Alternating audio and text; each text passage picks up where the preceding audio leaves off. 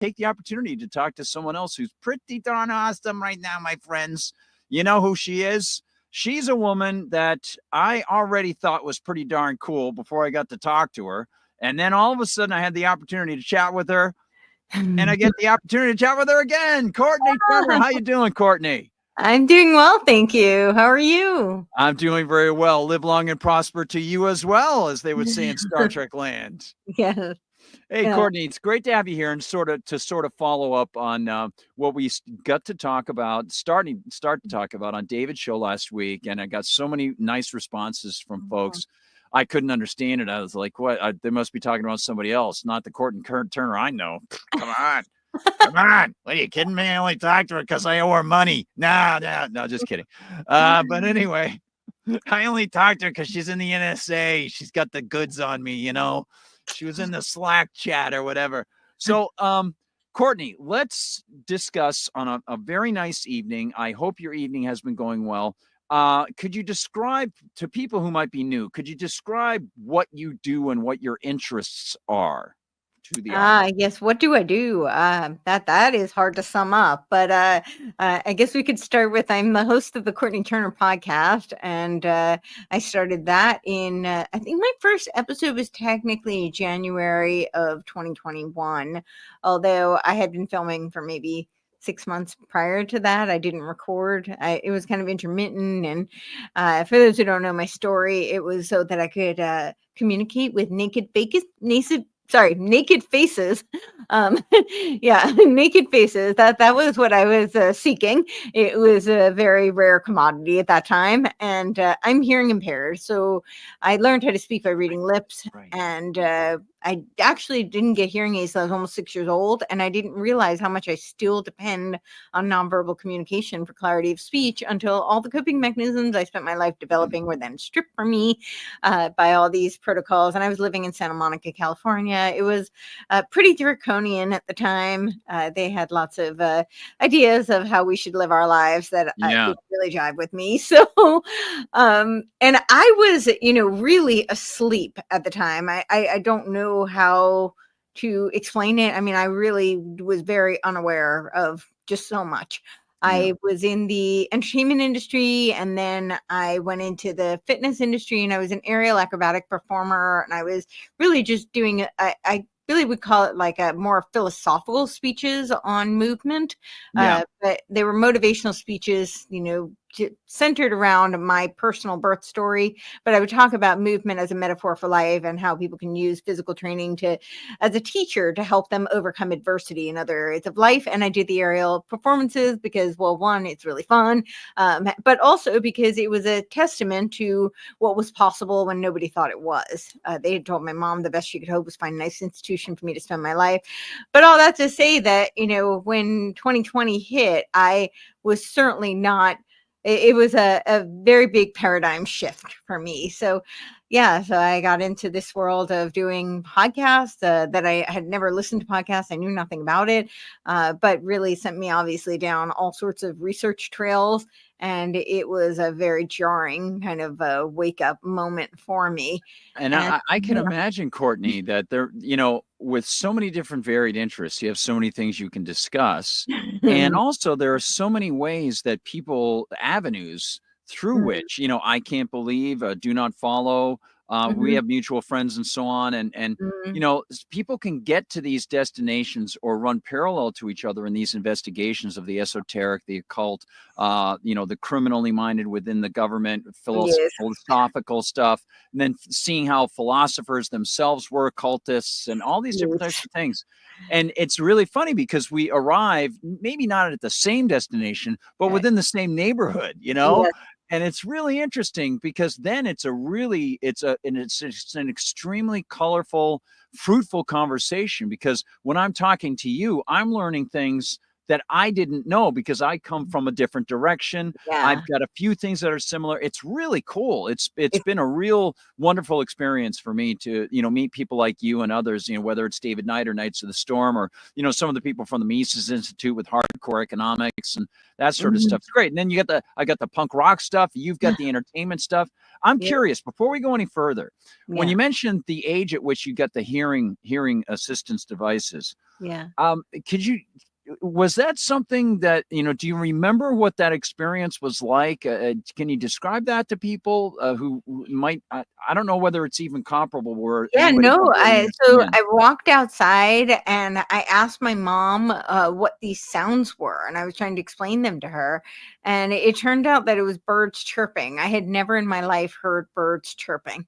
It was the first time I heard it. So that was walking outside of the audiologist's office, and then my whenever my mom tells that story, like it's like I always get kind of teary eyed. It's really kind of amazing to think about. Like I had no idea what birds chirping sounded like, or what that they even chirped.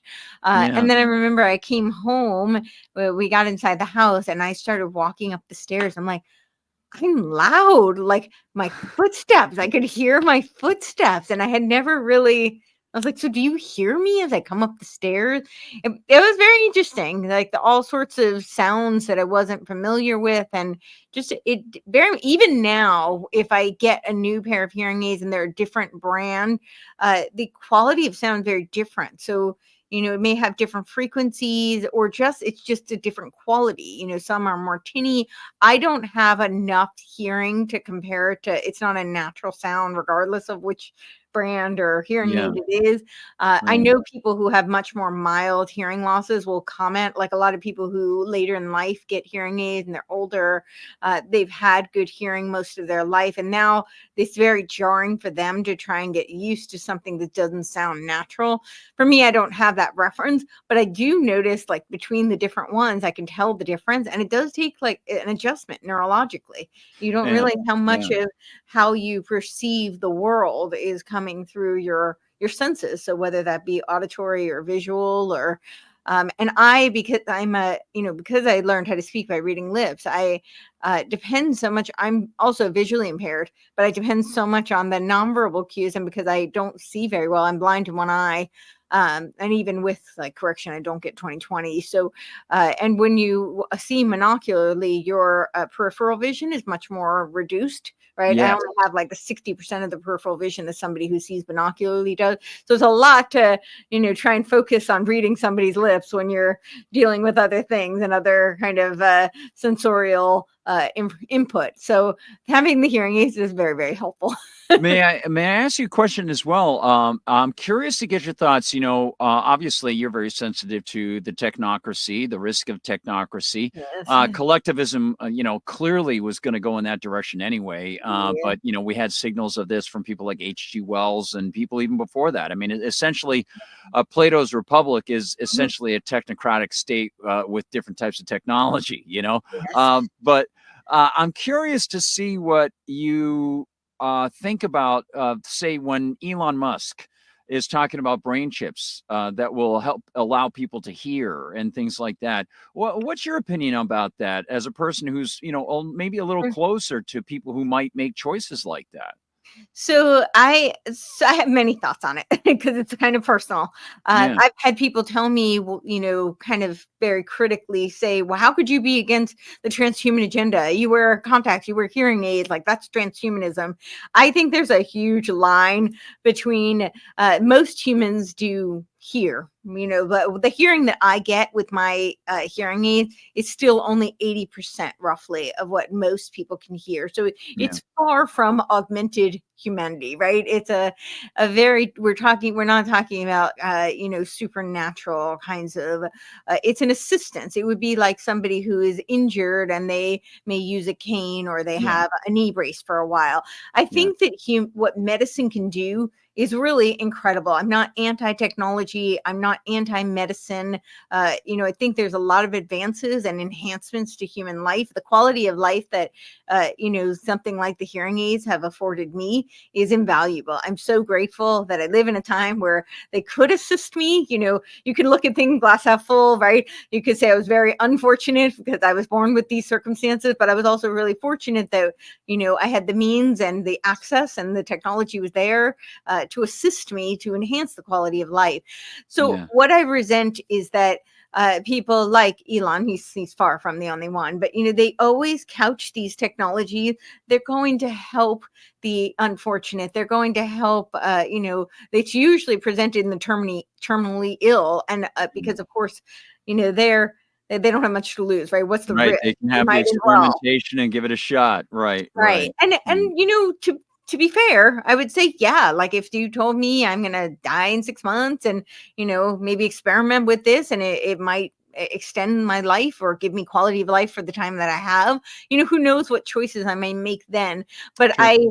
I don't like that it's always being couched as we're helping these unfortunate, when oftentimes it's really just the beta testing for these longevity, which is kind of code word for transhuman, oftentimes, not always, but oftentimes. And really, when you look into what their vision is, it's usually not going to be accessible to us plebes, right? It's going to be for people like Larry Ellison, who is 80 and who knows what he's doing. I think it may supersede just normal plastic surgery, which but more power to him. He doesn't look 80, but No, most no. people don't have access to even routine kind of I don't mean to say routine, but like they don't even have access to more commonplace plastic surgery, and they're involved in technologies that are really advanced that are not always available or affordable. So I don't know if I mentioned this to you, Courtney, when I was at the Outer Limits. I mentioned this on the show myself last week, but I was there. They did a story. It was the early days of the internet. It was 1996, not early days of the internet, but the popularity was just really picking up. And so, they had, we're always speculating and looking at science and thinking, what could be a few years down the line, and then how can we make that scary? So we had a dystopian story that was a really easy one to shoot because all we had to do was just do inside studio set pieces. Didn't have to go on location. The location was actually just around the studios themselves because they set up basically like weird streets and stuff like that inside the studios, and so it was easy. But it was interesting because it was all about this one guy who is everybody is chipped, and they're all connected to some grand provide the answers for everything, communicate with everybody by your mind, internet type thing. And it's all Wi-Fi or satellite. And much like Elon Musk wants to do with the X phone and things like that, and his satellites. And Starlink. yeah, Starlink. And and that's a great benefit too for so many people. Look at the people in the fires, and so there's this double edge to it. So this kid he has a problem where he's disabled as they see it, and he can't take one of the chips. And then there's a problem with the system. So they all have to rely on this kid who's had to just learn himself. He had to exercise his brain. He couldn't just rely on the outside stuff. It didn't, he had to learn these things. So he's got all these skills, and all the other people, they just don't know what to do. And it was, it was something where it was a message from one of the writers. I think Brad Wright might have written, and he ended up helping to start Stargate SG-1, the series. Nice guy, really good guy, Canadian guy. But I always think about that when I think about these chips and Elon Musk, because yeah, they can be very beneficial. How wonderful. And I was looking at shots of Mars. Now when I almost went into astrophysics, Yeah. and I would love to be able to imagine being able to design a It was machine. my dream when I was a kid. So yeah. Yeah, it's like, wow, we've got these pitfalls and these natural hurdles from here getting up, and then the travel in space, and then getting down, and then the temperatures and the gravitation and all these different types of things. I tried to be really close on all that stuff when I wrote for Star Trek or the Outer Limits. What's the orbit? What's it gonna, what's the centrifugal force? What do you have to do to maintain orbit? All these different types of things. What's the gravity and all these things? The mass of the planet and all that stuff. And so I think it's super cool that if he were to do it himself and he wanted to just spend his own money, cool. But, the problem is that everybody looks at this argument of let's go to Mars, and it's not hey, do you want to join our club to join Mars, to go to Mars, to send people to Mars? It's, hey, we've got a club called the U.S. government, and we're going to make you pay for our trip to Mars. Yeah. Well, and it's also, I think, part of the greater imperialistic experiment, right?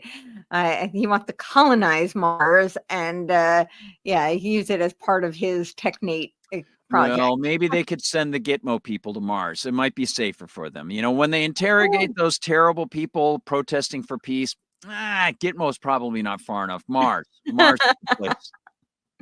Yeah, there we go. You know, a little thin oxygen here. Well, that's your fault. You spoke for peace. Anyway, But then you so could finally do your backflips because there's no gravity. So, exactly.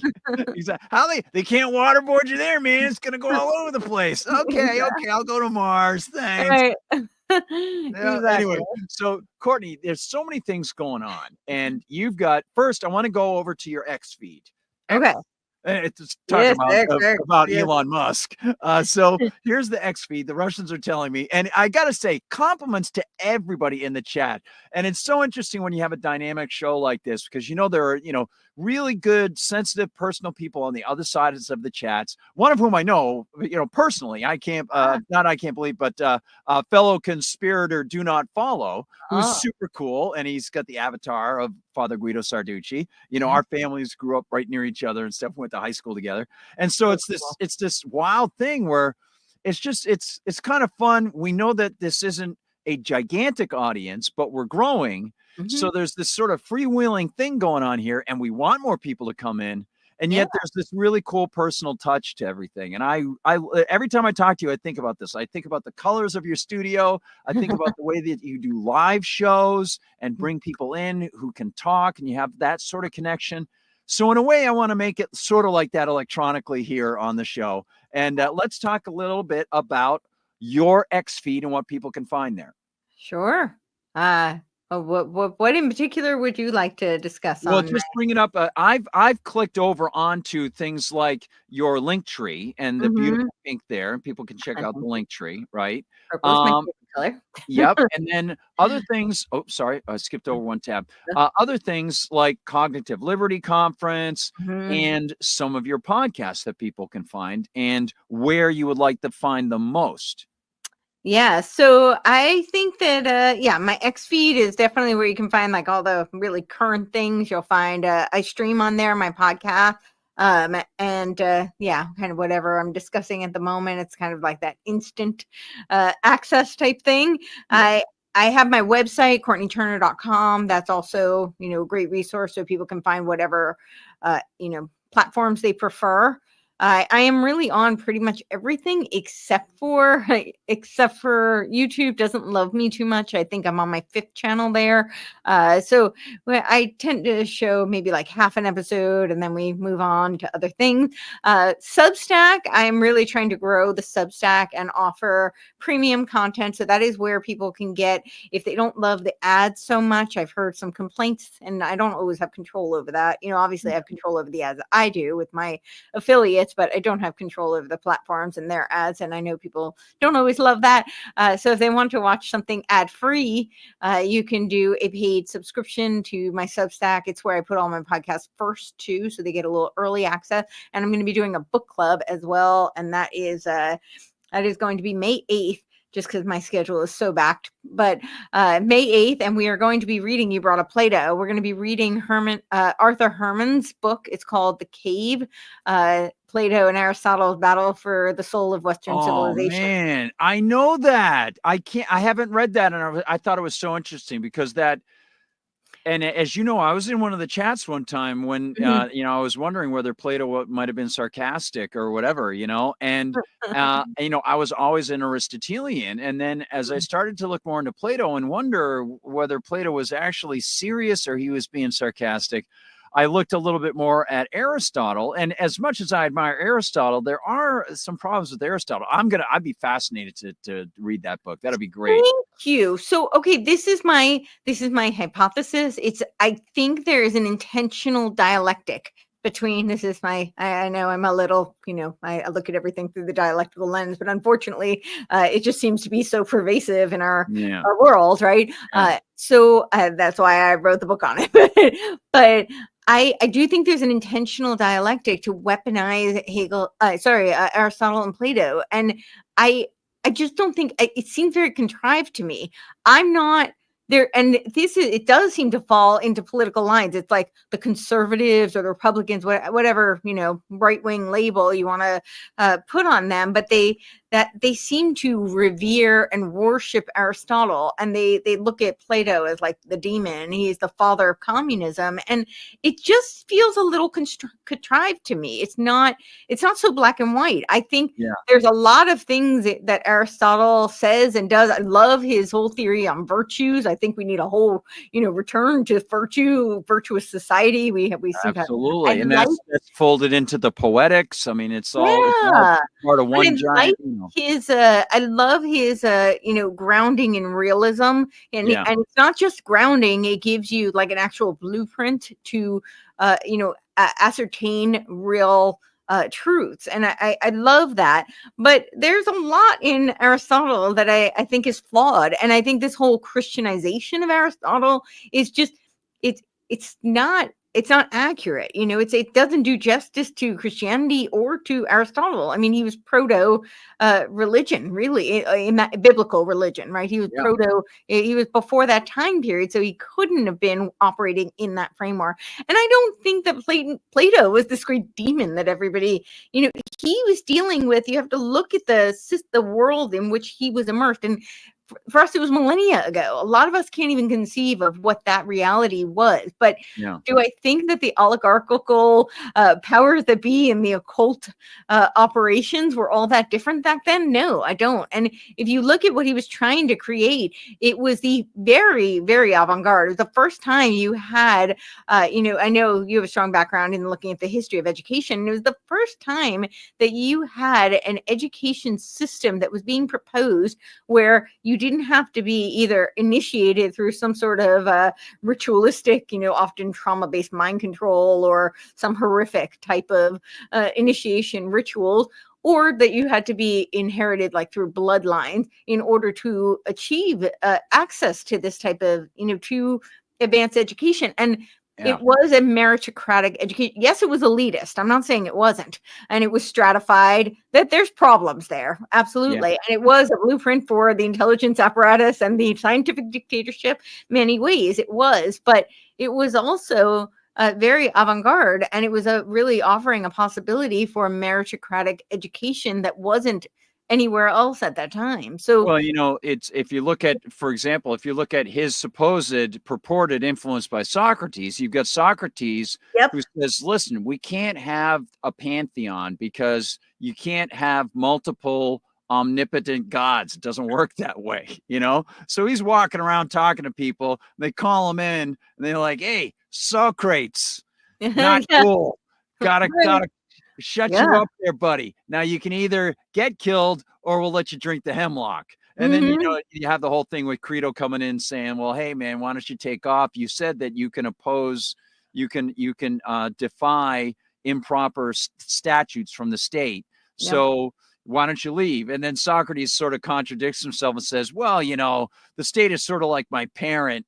And once I've done wrong, I can't define their punishment. But Credo should have made, and this is one of the problems with the dialogues of Plato, right? Whether there's dialogues of Socrates, they always sort of set up a straw man argument and they never complete the thought process on it, which is a logical person would then come up with Credo saying, yeah, but dude, that's also a dictate from the state. And if you say you can defy the dictates of the state, then why don't you just walk out of here and go farm somewhere in, like, I don't know, Ireland, whatever they called it back then, go to Gaul. I don't know. Right. So it's very interesting. And the other thing that I wanted to bring up too is Plato. One of the things that's really interesting is a lot of people don't know, and you do know, Plato was heavily influenced by Pythagoras, and Pythagoras was heavily influenced by the Egyptian occultists. Pythagoras was a big time occultist, which is why they quote or they misquote the Pythagorean theorem in Wizard of Oz, because L. Frank Baum was the theosophist. That's connected to Egyptian alchemy, and so was Pythagoras. So you get the Pythagorean theorem, and what Plato did was he translated the idea that Pythagoras came up with in geometry, which is that there are certain hard and fast rules for the way all these types of things operate. There are certain forms, the square, the circle, the triangle. They're eternal, regardless of whether you have a square in front of you. The concept of a square always will exist. So Plato took that and he said, yes, there are certain forms in the world. There is a form, and he even said there's a certain ideal form of bed. And this story starts to get elitist, where actually Rousseau picked up on this and said that sort of perfection will be expressed through the general will of the people, which is very Gnostic. It's a very Gnostic thing. So you get this sort of weird combination between, in Plato, you get a Gnostic, which is from the people up sort of a thing, but somehow sourced out of the divinity of the people somehow, and they're going to perfect themselves. And then you get a Hermetic thing from Plato as well. So he's sort of this combination of, it comes from the sky, not God, the Christian God, but from Mercury or Hermes. And then we've got us, and there are certain of us who are blessed, and we're going to perfect the world and all this stuff to make, as Plato said, the ideal republic. But the ironic thing was, he was so influenced by Pythagoras and the Pythagorean forms that he said there has to be an ideal form of the state. Right. And so in his assumptive, hubristic manner, he then applies his ideal form of the state to everyone. Right. And then there's the question of whether he's being sarcastic.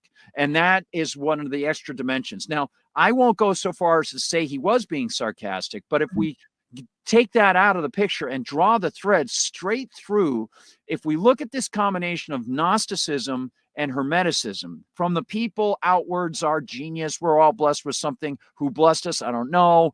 Then you've got the Hermeticism, which is Mercury is flying around out there, Hermes is flying around. He's going to bring us this divine light, very, very enlightenment type of thinking.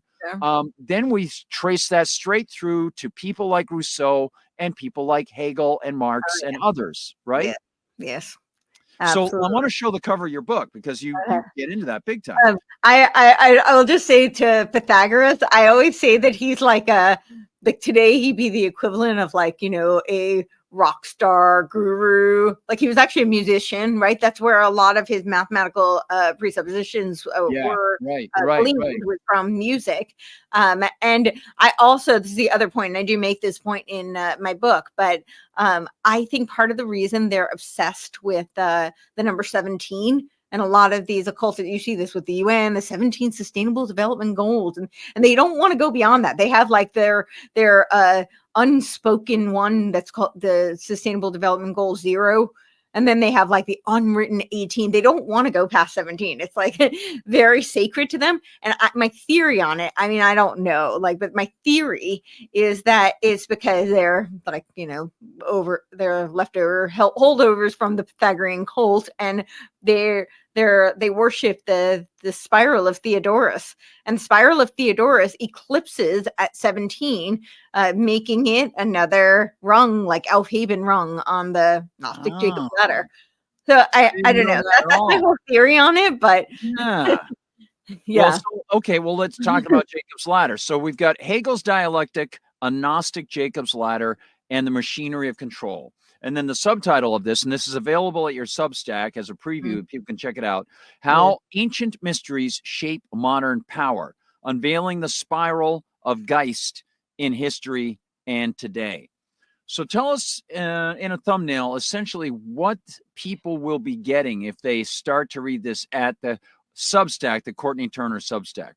Yes, so this is a very, very rough preview. I've actually already outlined 7 more chapters. So, it's so it's going to get very, I think it's going to get deeper. It's really much more like theoretical. What I tried to do here is really lay out the, obviously I didn't go through all of them, but a lot of the ancient mystery cults and their belief systems, and how that paves the way for what Hegel really codified with his notion of the dialectic. And then, of course, my thesis that it is a Gnostic Jacob's ladder, and that it has been utilized by social engineers, oligarchs, people seeking control and power as a weapon, a machinery of control. And then the last part of the book that is up on the Substack, I try to make it very relevant to today, in much more colloquial vernacular, where people can, understand how this applies to their everyday life, and how, the dialectical warfare is a huge part of all the psychological warfare, the political warfare, epistemological warfare, all of these things that we're experiencing today. And of course, they're exacerbated and heightened through the cybernetic algorithmic warfare that we're experiencing.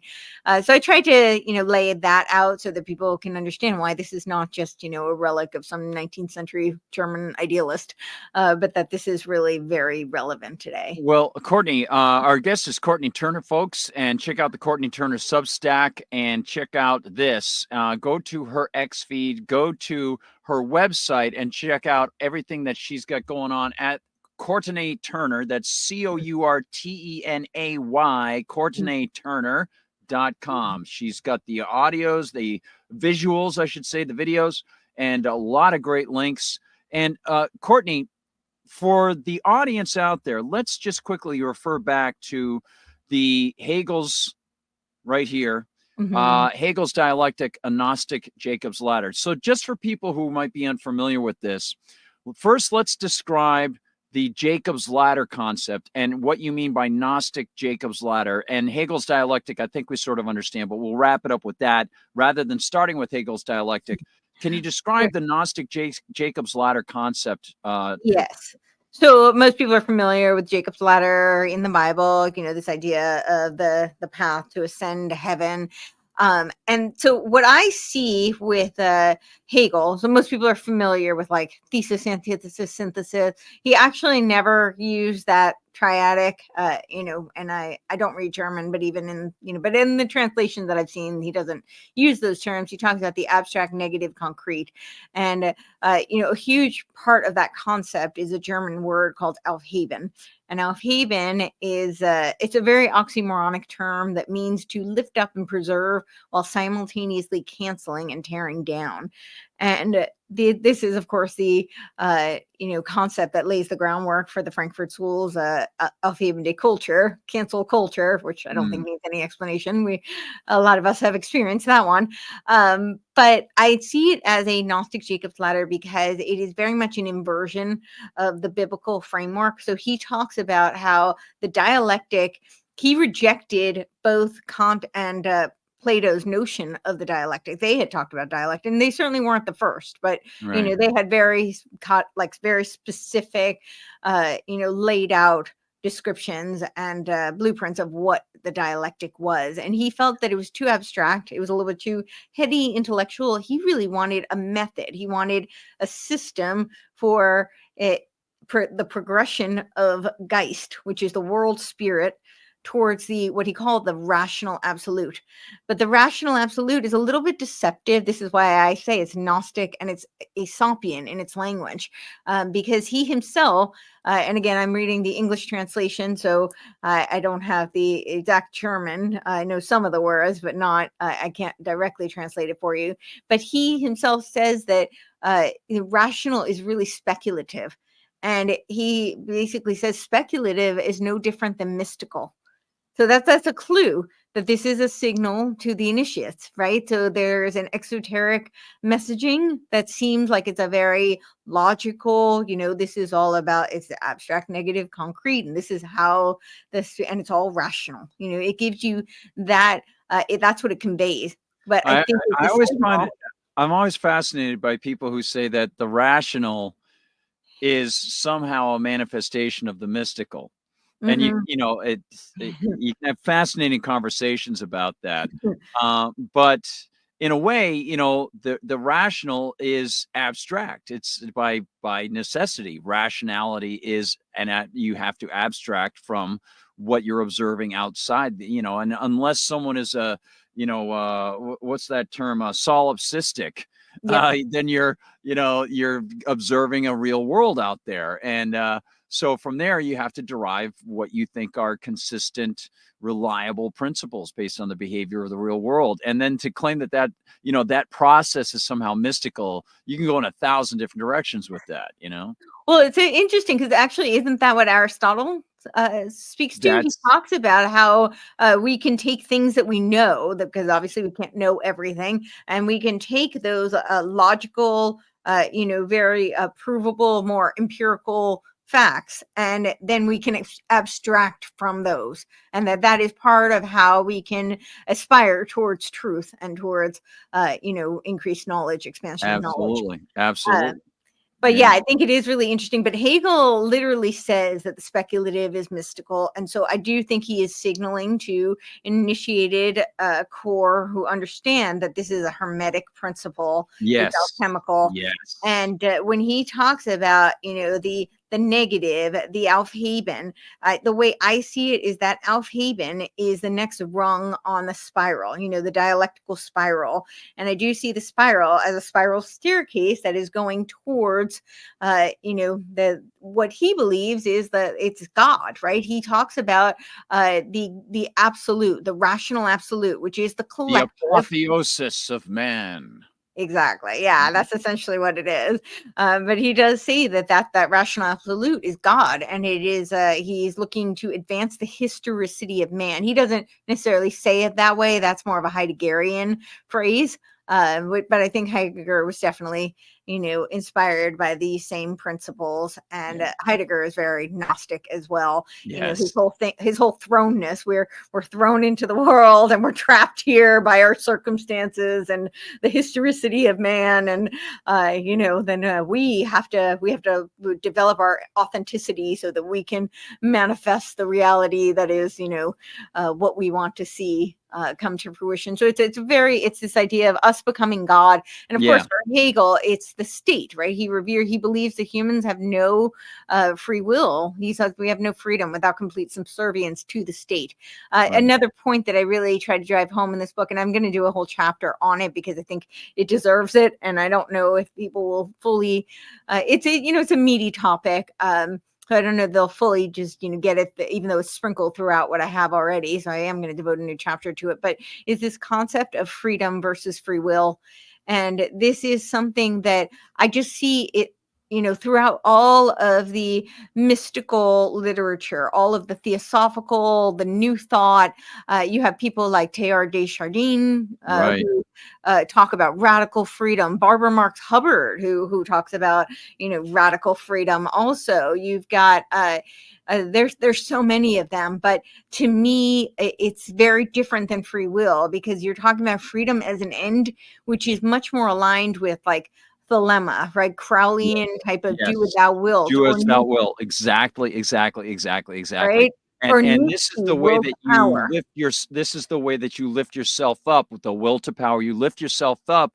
And I was going to ask you, Courtenay, because this is a perennial thing, whatever generation it is, whether it's Rousseau going to try to get into the salons and hating people with private property and so on, but trying to rise up, or it's Oprah and the Oprah book list where you're a victim, but you can do better and we can perfect ourselves, the perfectibility of man.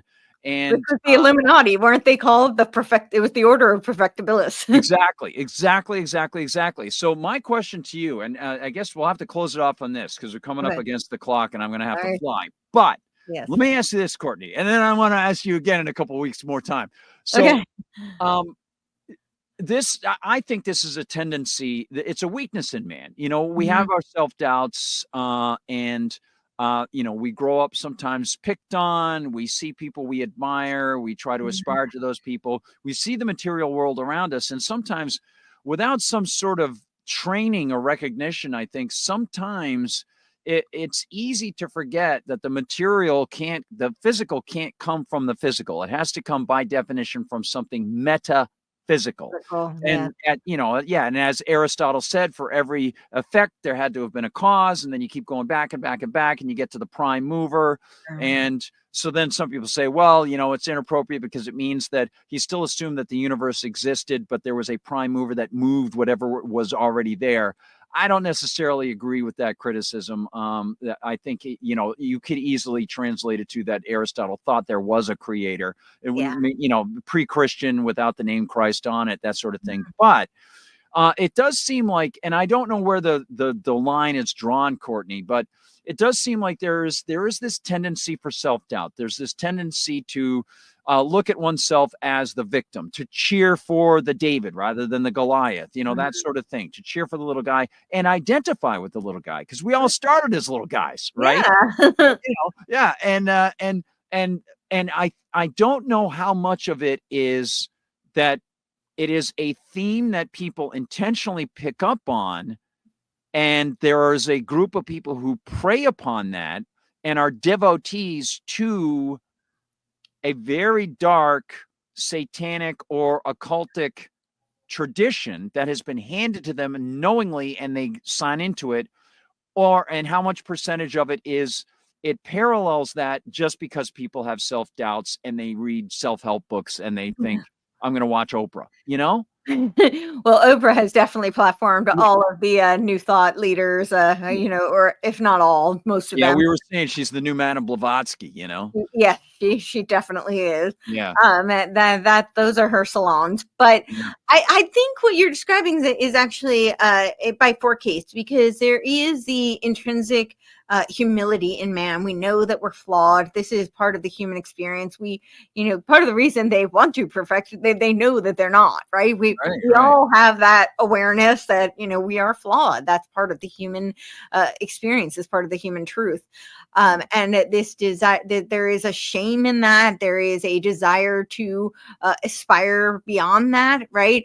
But what I think there is also is and in psychology, they would pathologize it. They would talk about a wounded narcissist, right? This is and I think there's a reason why they intentionally try and breed this type of rabid narcissism in the culture pervasively. We see it, and you see it with the iPhone, everything, right? It's and I think it's intentional, because particularly wounded narcissists are much more. There's that whole document from CIA.gov, the mice to rascals, is how they pick their change agents. They don't call it change agents, but that's essentially what they're talking about. It was derived from the War Office selection boards from Tavistock that worked with the British military to pick the military leaders. But that's what they're appealing to, this weakness, but it's a combination of weakness and I think a healthy, desire to want to improve yourself and to want to be better than you are and be aware, humble enough to know that you are flawed, that you're not perfect. That is not necessarily problematic. But where I think the problem is then there's this flip side with us, like a wounded narcissist, for instance, who, really has this hubris nature, who thinks that that they can become this grandiose figure, whether it be they think they can become God or their own God, or it's if they are just endowed with the gnosis, right? If the light bearer just illuminates them, and they're given access to this gnosis, that they can achieve that. But where I do think they prey on that, I do think, and I do agree with you. I think there are, there are innocent people who just fall prey to this self-help kind of culture, and that's not what I'm talking about. But I think that there are people who prey on people's desires to, blame everything on somebody else, right? This victim culture. So, yes, people, I think part of being human is everybody's experienced some level of trauma, right? And, we've all been wounded in some way. And so they prey on that in order to create this notion of victimhood. And victimhood is, there's nothing noble about victimhood, because we've all been slighted in some way, right? Yeah, No exactly. one's had a perfect life. But this idea that you're going to point the finger elsewhere, and it's never your fault, and you're somehow trapped. And then what do? So they convinced you that you're oppressed and you're trapped, and it's not your fault. You're a victim, but we're going to give you the magic key, and then you can become the ruler. You can become God. And that's the big sleight of hand that I think is so. And there's so many strains of this, whether it's you personally, and you can then have your grand ideas expressed through the general will, or the Hegelian through the state, and it will be processed and perfected with the dialectic, or we're going to perfect the gene pool, as H.G. Wells and his lover Margaret Sanger, and their weird you mentioned his mentor Barbara Marx Hubbard, all these what do you call them? They're cosmoeroticists. The cosmoerotic humanists. Yes, yes. Zach So Stein, Kenneth Wilber, and Mark Gaffney. Yes. Yes. And so you've got these different branches, but it all is a very, as you say, very Gnostic from, from little beginnings, we will perfect the world. And it becomes, even for people who were very humble, they lose that humility in thinking, especially with celebrity culture and technology, where they see other people doing well. One of the very early celebrities, H.G. Wells, right there. I mean, he was known all around the world, as photographs and technology and, books and radio come along and film. People start to look at these things and say, oh, it's very easy to communicate. We're all one. We can all make each other similar. We can all homogenize and we can perfect. You can create the world brain. Yeah, we'll get to the age of Aquarius, and you could really, and I'll stop from there. Oh, no. I was going to say, maybe sometime we should talk about it. I've done several presentations, and I just aired on my channel one that I did for Rising Tide Foundation that was on Game B. And this very much speaks to this concept. And I talk about it as being like, they say it's a social operating system for civilization. It's a new social operating system for civilization. I look at it as kind of like the technological ushering in of the age of Aquarius. Yes. And that's pretty much what it looks like to me. I remember you mentioned that on David's show, and I was like, yes, exactly. And Courtenay, before I go, I want to do something just to make sure that I'm organized for the audience and for you, because, you take a lot of time to engage hosts with interviews, in addition to the work you do in organizing things and putting out podcasts and getting guests and shooting and editing and all those things and writing. And so with the new paradigm, it's not exactly new. It's been around for a little while, but it's donation based. It's be aware of the people. If you forget right now, please try to remember, go back, that sort of thing. And so since you've taken the time, I really want to take extra time to just mention your website. You got to buy me a coffee right there. You've got other ways that people can support you, subscribing over at Substack. Those are great ways to do it, especially if you subscribe at Substack. It becomes a monthly thing. It's easy, just a few bucks a month. That's easy to do. It's the price of most coffees these days, unfortunately. Yeah, exactly. And I really want to make sure I stress that. When I filled in for David, it was so on my mind, especially because of what's been going on with Rockfin. I know David was one of the higher profile guys, so they didn't mess with David. But as he mentioned today, the RAE stuff is so valueless right now. Once they translate it into RAE, you can't even sell it. So they've got essentially like $1,200 of mine. And I know other people, it's like 5 times, 6 times that amount, so I'm waiting on the Rockfin thing as maybe you are. I'm hoping that they're going to do the right thing. Otherwise, I think they're going to get hit with federal RICO statutes and they're going to go to prison if they don't wake up. They will. And, I don't support the federal government. I'm just saying it's like a machine. If they don't act, they're going to get screwed and they're going to get in a lot of actions have consequences. So, whether it be here or elsewhere, Exactly.